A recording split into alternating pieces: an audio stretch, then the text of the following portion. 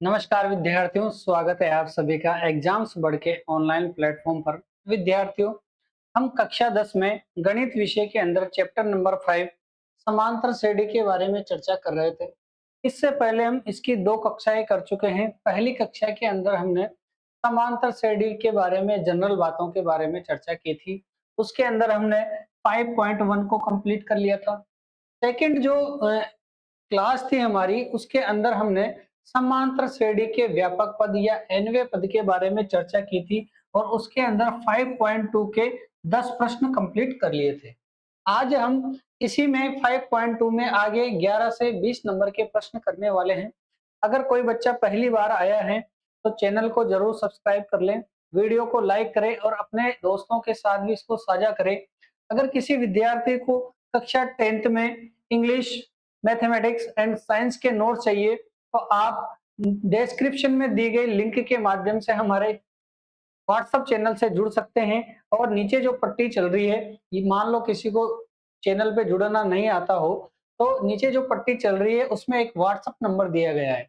आप उस नंबर पर मैसेज करके हमसे जुड़ सकते हैं, हम सीधे आपको व्हाट्सएप चैनल के माध्यम से जोड़ देंगे। तो विद्यार्थियों, हम आगे बढ़ते हैं। आगे बढ़ने से पहले मैं थोड़ा सा आपको रिवाइज करवा दूं कि लास्ट कक्षा के अंदर हमने क्या पढ़ा था। देखो, जो पहली कक्षा थी हमारी, उसके अंदर हमने केवल सामान्य जानकारी पढ़ी थी और मैंने बताया था यदि किसी श्रेणी में प्रथम पद के को छोड़कर शेष पदों में किसी और संख्या के जुड़ने या घटने से एक श्रेणी प्राप्त होती है और वो इसी तरह आगे बढ़ती है तो उसे क्या कहते हैं, हम समांतर श्रेणी कहते हैं। इसमें जो जुड़ने वाली संख्या है इसको हमने सार्व अंतर नाम दिया था। क्या नाम दिया था? सार्व अंतर नाम दिया था। कैसे बनती है कि किसी भी श्रेणी का प्रथम पद को छोड़कर शेष जो अन्य पद हैं वो एक निश्चित संख्या के जुड़ने से, देखो दूसरा पद डी के जुड़ने से, तीसरा पद वापस से एक बार और डी के जुड़ने से यानी 2d के जुड़ने से, अगले पद में क्या हो जाएगा, डी एक बार और जुड़ जाएगा। यानी किसी निश्चित संख्या के जुड़ने से जो श्रेणी प्राप्त होती है, जो सीरीज प्राप्त होती है, उसे हम क्या कहते हैं भाई, समांतर श्रेणी कहते हैं। और ये जो निश्चित संख्या जो जुड़ रही है इसका मान धनात्मक हो सकता है, ऋणात्मक हो सकता है, शून्य भी हो सकता है और इसे क्या कहते हैं, हम समांतर श्रेणी या डी को क्या कहेंगे, हम सार्व अंतर कहेंगे।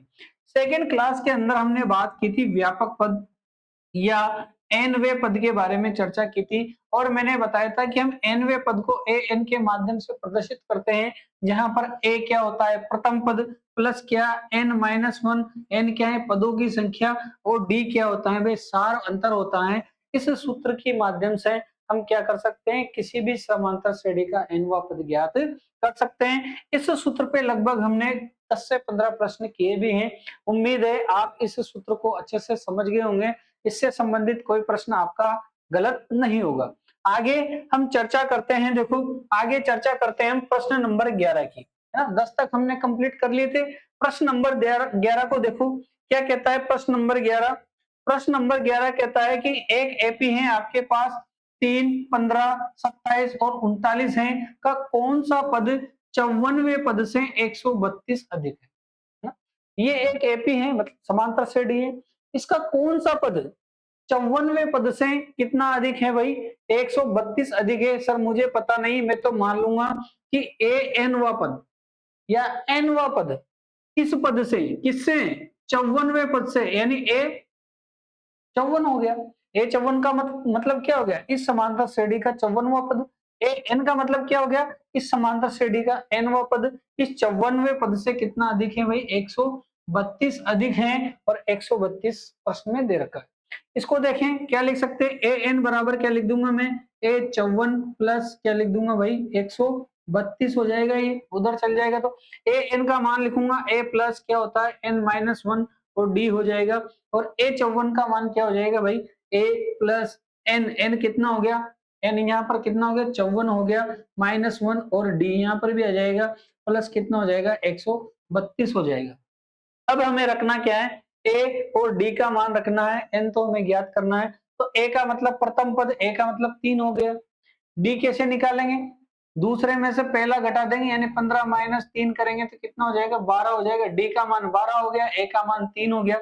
रखो ये हो गया 3 प्लस एन माइनस वन और डी का मान हो गया 12 बराबर ये ए का मान कितना हो गया 3 हो गया, प्लस ये तो हो गया 53 और ये कितना हो गया डी का मान 12 प्लस कितना हो गया 132 हो गया। हल करते हैं इसको, देखो थोड़ा सा हल करेंगे। ये 3 को भी मैं उधर, ये 3 दोनों तरफ आ रहा है, ये तो कैंसिल हो जाएगा, हटा दो इसको यहाँ से। कितना बच गया ये 12n-1 बराबर कितना हो गए 53 को 12 से गुणा करेंगे तो कितना आ जाएगा भाई 12 एकम 12, 12 दूना 24, 12 तिया 36 हो गया। हासिल के कितने हो गए 3 हो गए, 12 पंजे 60 और 3 कितने हो गए 63 हो गए। इसमें कितना जुड़ जाएगा 132 जुड़ जाएगा। इसको और आगे हल करें तो 12 से अंदर गुणा कर देते हैं, देखो तो ये कितना हो जाएगा 12n और 12 को -1 से गुणा करेंगे तो कितना हो जाएगा -12। इन दोनों को जोड़ देंगे 6 और 2 कितने हो गए भाई 8 हो गए, 3 और 3 कितने हो गए 6 हो गए, 6 और 1 कितना हो गया 7 हो गया। अब इस 12 को माइनस का 12 है मैं उधर भेज देता हूं तो क्या हो जाएगा, इधर तो कितना बच गया 12n बच गया, कितना बच गया 12n बच गया। इधर 768 पहले से ही है और माइनस के 12 इधर आएंगे तो किसके हो जाएंगे प्लस के 12 हो जाएंगे और प्लस के 12 इसमें जोड़ेंगे तो कितना हो जाएगा ये बताओ भाई 780 हो जाएगा। यानी 12n का मान कितना हो गया इतना, n का मान कितना हो गया 780 बटे 12 हो गया। और n क्या 12 क्या कहता है, देखो प्रश्न संख्या 12 कहता है कि दो समांतर श्रेणियों का सारवंतर समान है। दो एपी हैं उनका सारवंतर क्या है एक जैसा है। ठीक है आगे पढ़ो कि यदि इनके 100वें पदों का अंतर 100 है, इनके 100वें पदों का अंतर कितना है 100 है, तो इनके 1000वें पदों का अंतर बताओ कितना होगा। देखो मैं दो पार्टीशन में सवाल कर देता हूं, दो एपी की बात कर रहे हैं। मान लो मैंने एक एपी का प्रथम पद ए मान लिया तो दूसरा पद क्या होगा a प्लस डी हो जाएगा, तीसरा पद क्या होगा a प्लस 2d हो जाएगा। इस तरह से ये चलता रहेगा। अब इसमें डी का मतलब क्या है सारवंतर, जबकि सारवंतर तो दोनों का समान है तो मैं इधर भी ले लेता हूं। देखो इसका प्रथम पद b मान लू, मैं मान सकता हूं, तो अगला पद क्या हो जाएगा b प्लस डी। डी क्यों लिया क्योंकि दोनों का सारवंतर क्या है एक समान है। इसका प्रथम पद अलग है, इसका प्रथम पद अलग है। इसका अगला पद क्या हो जाएगा b प्लस 2d हो जाएगा, होगा कि नहीं होगा।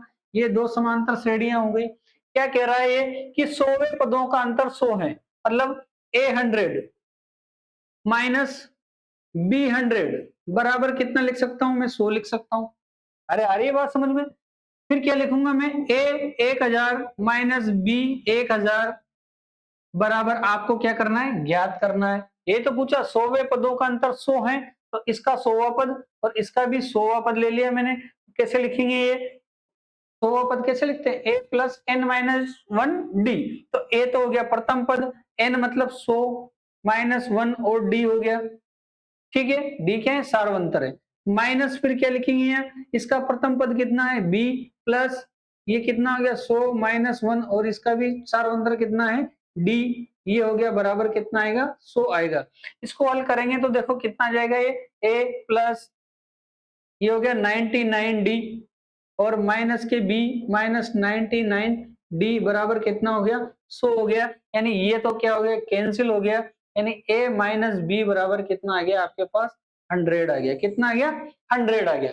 आगे चलें अब इसको हल करते हैं तो देखो इसको कैसे हल करेंगे 1000वां पद लिखेंगे तो प्रथम पद हो गया a प्लस 1000वां पद मतलब 1000 माइनस 1 और ये क्या हो गया d हो गया। इसका 1000वां पद क्या होगा प्रथम पद प्लस n माइनस 1 कितना हो जाएगा n माइनस 1 और d और ये आपको ज्ञात करना है। यहां से हल करेंगे a ये हो गया प्लस 999 d हो गया, ये कितना हो गया माइनस के b फिर ये माइनस के 999 d हो गया। ये तो क्या हो गया कैंसिल हो गया। यानी क्या बचा आपका a माइनस बी बचा और a माइनस बी का मान कितना है भाई 100 है। कितना है 100 है। यानी इस समांतर श्रेणी का 1000वां पद और इस समांतर श्रेणी का 1000वां पद उन दोनों का अंतर कितना आ जाएगा आपके पास 100 आ जाएगा और यही क्या है आपका आंसर है। आई थिंक आप समझ गए होंगे। देखो प्रश्न को एक बार और समझ सकते हैं आप कि दो समांतर श्रेणियों का सारवंतर क्या है समान है। इसका भी डी ले लिया मैंने उसका भी डी ले लिया।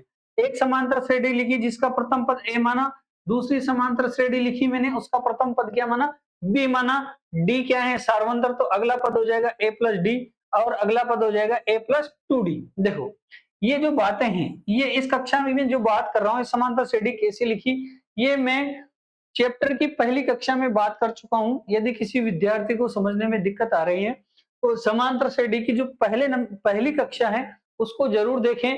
आप उसको देखकर ये बिल्कुल आसानी से लिख पाएंगे, चंद सेकंडों में लिख पाएंगे, क्योंकि वहां पर मैंने बहुत अच्छे से उसको तैयार करवाया है। तो आपसे मुझे आशा है अगर किसी को समझ में नहीं आ रही या कोई पहली बार इस कक्षा को देखा है तो आप कक्षा नंबर 1 जरूर देखें, चैप्टर 5 की। वहां से आपको सारी चीजें क्लियर हो जाएंगी। तो हमने क्या किया, दोनों समांतर श्रेणियां लिख ली, इसका 100वां पद ले लिया, इसका भी 100वां पद ले लिया और उसका अंतर प्रश्न में 100 दे रखा है। हल किया तो हमें क्या मिला, a माइनस बी बराबर 100 गया। पूछा क्या कि इसका 1000वां पद और इसे के 1000वें पद का अंतर बताओ, तो हमने 1000वां पद ले लिया, इसका भी 1000वां पद ले लिया। a plus n minus 1d, nवे पद से हमने इसका 1000वां पद लिखा, इसका भी 1000वां पद लिखा। हल किया तो हमें लगा क्या मिला कि a माइनस बी मिला और इसका मान तो ऑलरेडी कितना दे रखा है, 100 दे रखा है। अगर इसका 1,00,000वें पद और इसके भी 1,00,000वें पद का अंतर पूछे तब भी क्या आएगा, यहाँ पर 100 ही आएगा। क्यों? क्योंकि दोनों का सारवंतर क्या है, एक समान है। अब देखो 3 अंकों वाली कितनी संख्याएं 7 से विभाजित हैं?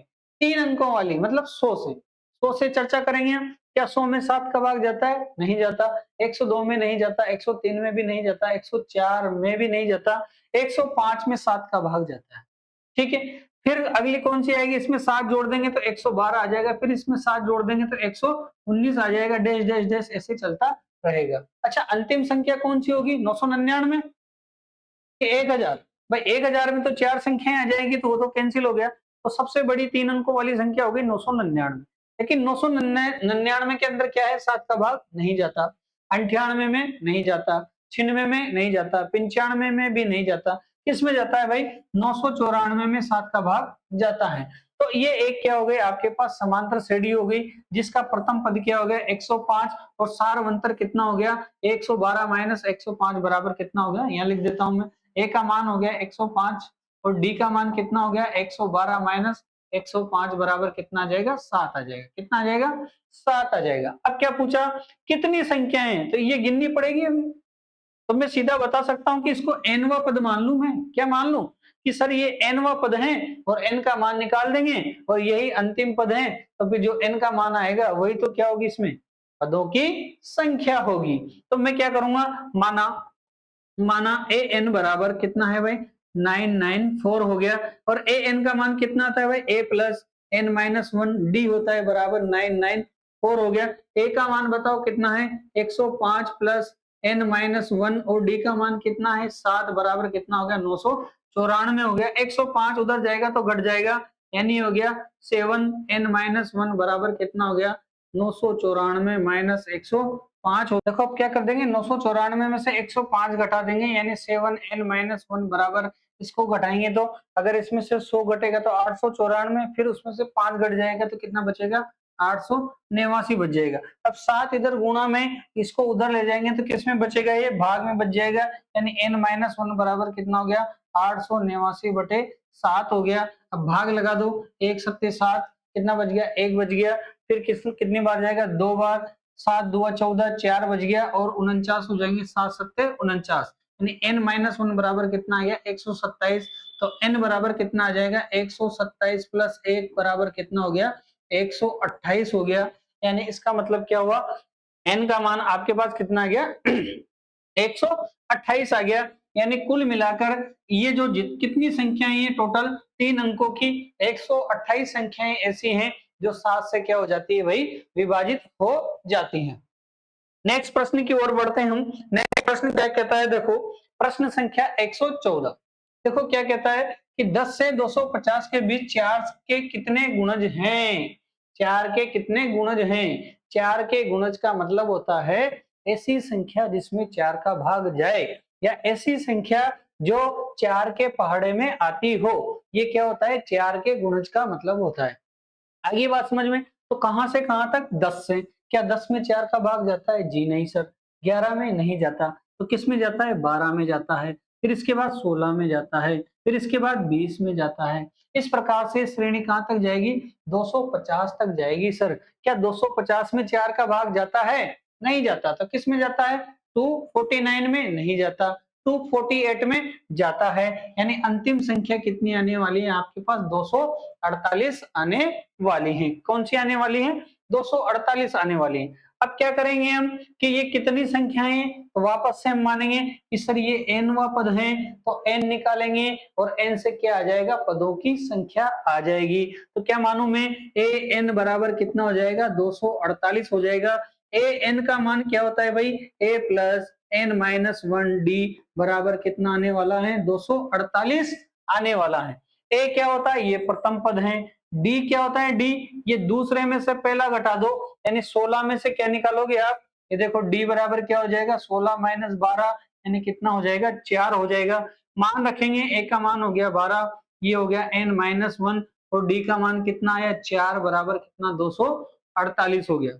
ये 12 को उधर भेज दूं मैं, ठीक है, तो ये हो गया 4n माइनस 1 बराबर 248 माइनस 12 हो गया। 248 में से 12 घटेंगे तो कितना हो जाएगा? 236 हो गया। ये 4 का भाग लगा दूंगा तो कितना हो जाएगा? n माइनस 1 बराबर कितना हो जाएगा? 236 बटे 4 हो जाएगा। 4 से घट गया ये कितनी बार? 5 चौके 20, कितने बच गए? 3 बच गए 36, 9 चौके 36 हो गए। यानी n बराबर हो गया आपका 59 प्लस 1, 59 प्लस 1 यानी n बराबर कितना हो गया? 60 हो गया। यानी इस समांतर श्रेणी में पदों की संख्या कितनी है? 60 है। मतलब 10 से 250 के मध्य 4 के कितने गुणज हैं भाई? 60 गुणज हैं। यानी ऐसी संख्याएं जो 4 से विभाजित होती है उनकी संख्या कितनी है? 60 है। नेक्स्ट जो प्रश्न है आपका, प्रश्न संख्या 15। प्रश्न संख्या 15 क्या कहता है? देखो कि n के किस मान के लिए, n के किस मान के लिए दोनों समांतर श्रेणियों और के nवें पद बराबर होंगे, है ना? ये एक समांतर श्रेणी दे रखी है आपको, ये दूसरी समांतर श्रेणी दे रखी है। इसका nवां पद और इसका nवां पद क्या करना है? आपको बराबर करना है। तो देखो a n बराबर a n कर दूं, यानी ये हो जाएगा a plus n minus 1d बराबर, इसके लिए भी a plus n minus 1d होना चाहिए। ये है समांतर श्रेणी 1, ये है समांतर श्रेणी 2। देखो एक के लिए a का मान हो गया 63 प्लस n माइनस 1 और d का मान हो गया 65 माइनस 63 मतलब 2 हो गया बराबर। उसके लिए a का मान हो गया 3, प्रथम पद 3 हो गया, प्लस n माइनस 1 और d का मान कितना हो गया? 10 माइनस 3 मतलब 7 हो गया। अब इसको क्या करेंगे? हम हल कर देंगे। तो देखो कैसे हल करेंगे, है ना? इस 3 को मैं इधर ले आता हूँ। कहाँ ले आता हूँ? इधर ले आता हूँ। तो ये हो गया 63 माइनस 3 हो गया बराबर, इसको हल कर देता हूँ, 7n माइनस 7 हो गया, गुणा कर दिया अंदर, 7n माइनस 7 हो गया। इसको भी देखो मैं उधर ले जा रहा हूँ तो ये किस में जाएगा? माइनस में जाएगा और गुणा हो जाएगा साथ में, तो 2n माइनस 2 हो जाएगा। अंडरस्टैंड? फिर देखो ये कितना बच गया? 60 बराबर, ये हो गया 7n माइनस 7, ये माइनस का 2n और प्लस का कितना हो जाएगा? 2 हो जाएगा। अब देखो ये माइनस के 7 और प्लस के 2, ये दोनों को इधर ले आऊं, यहाँ कर देता हूं मैं। देखो ये हो गया 60, ये माइनस का 7 इधर जाएगा तो प्लस का 7 हो जाएगा, ये प्लस का 2 इधर आएगा तो माइनस का 2 हो जाएगा बराबर, इधर क्या बचा?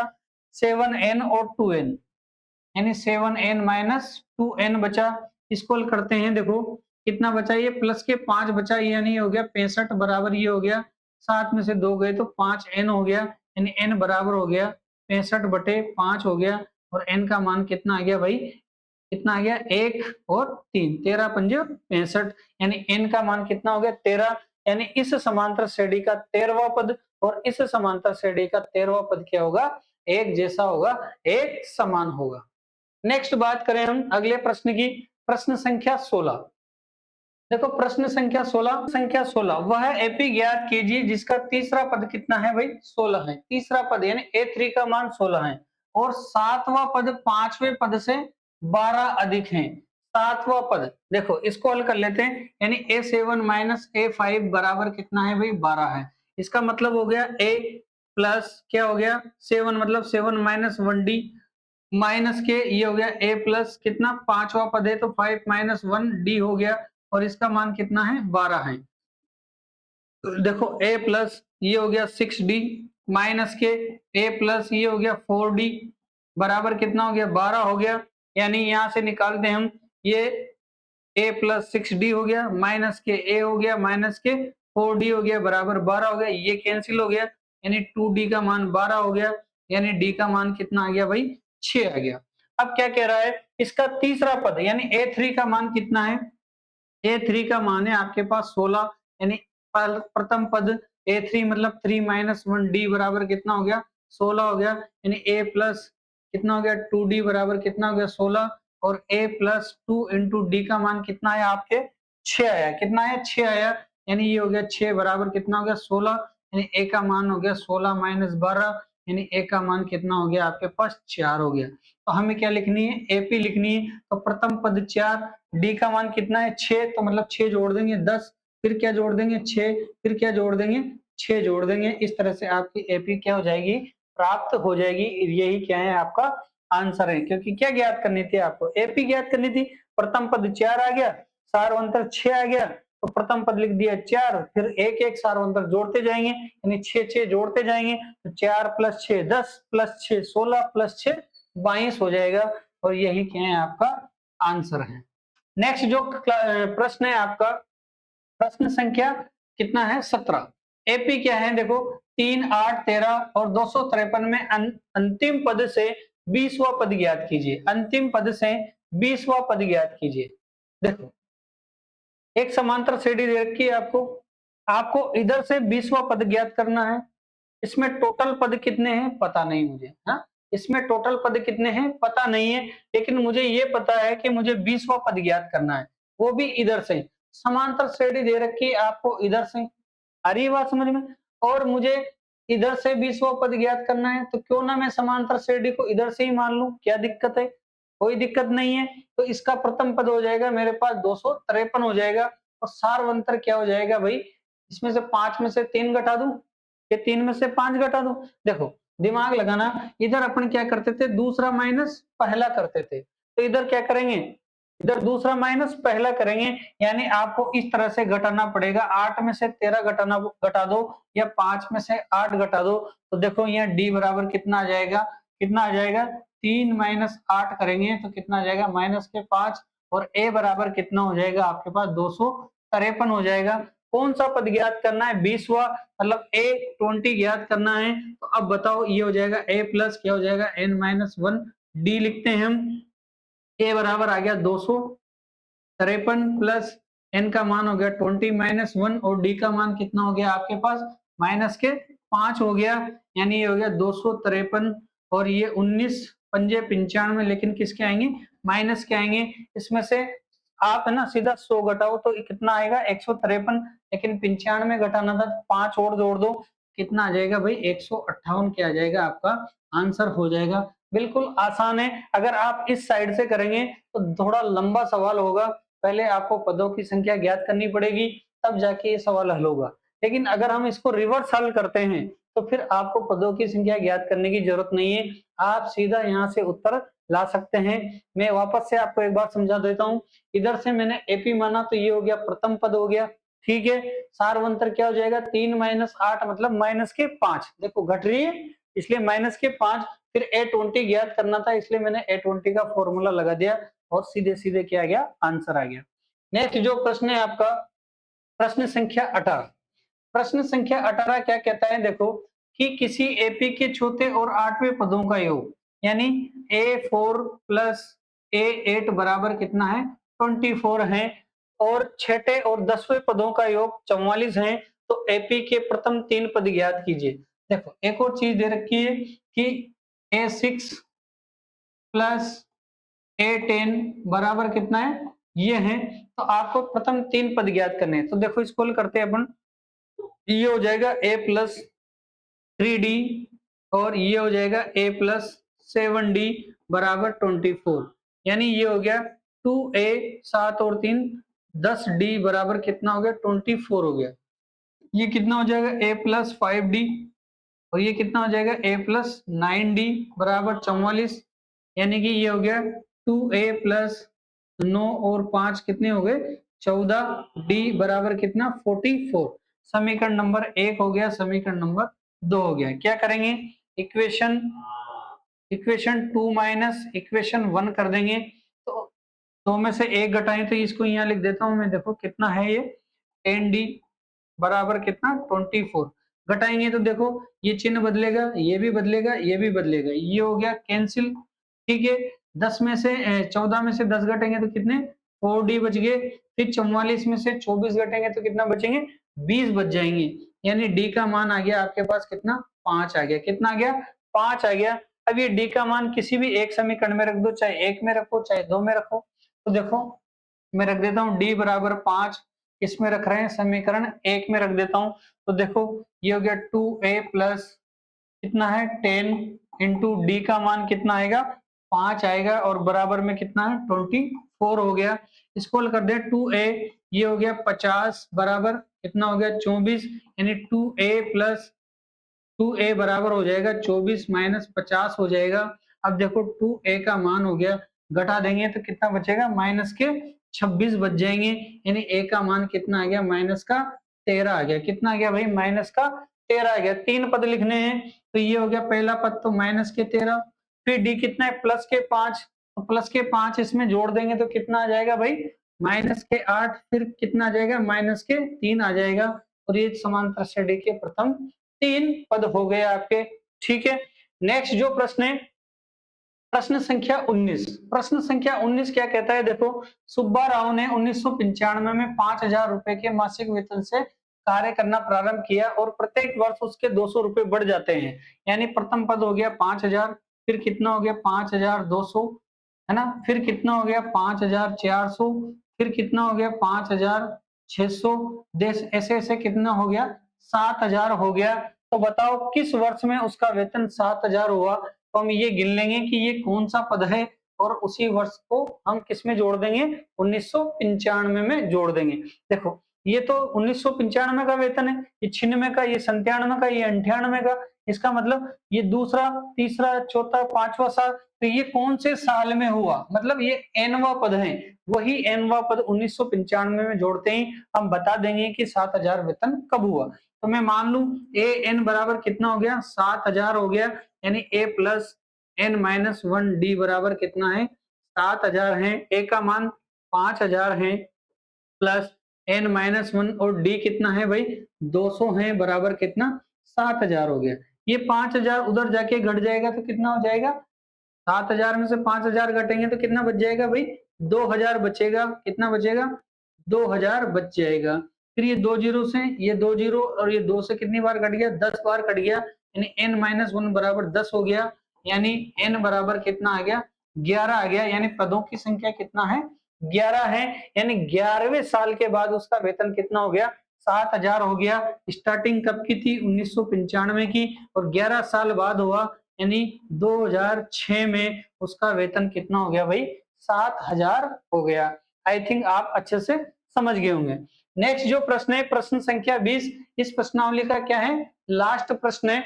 देखो क्या है कि रामकली किसी वर्ष के प्रथम सप्ताह में 50 रुपए की बचत करती हैं और फिर अपनी साप्ताहिक बचत 17.5 रुपए बढ़ाती गई, है ना।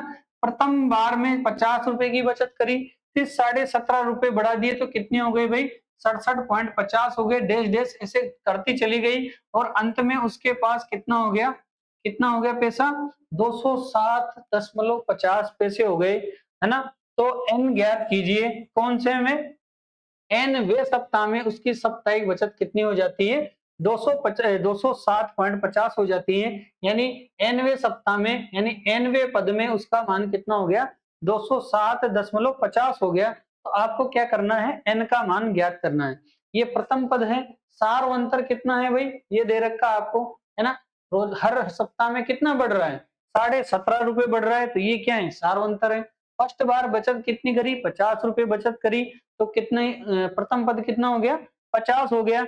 अंतिम सप्ताह एनवे सप्ताह में टोटल धनराशि कितनी हो गई 207.50 हो गई। यानी वो सप्ताह बताना है आपको जब ये राशि हुई, यानी एन का मान बताना है क्योंकि ये समांतर श्रेणी का कौन सा अंतिम पद मतलब एनवा पद मानेंगे। तो हम लिख देंगे यहाँ पर ए एन बराबर हो गया आपके पास 207.5 हो गया और ए एन का मतलब ए प्लस क्या हो गया एन माइनस 1 डी बराबर 207.5 हो गया।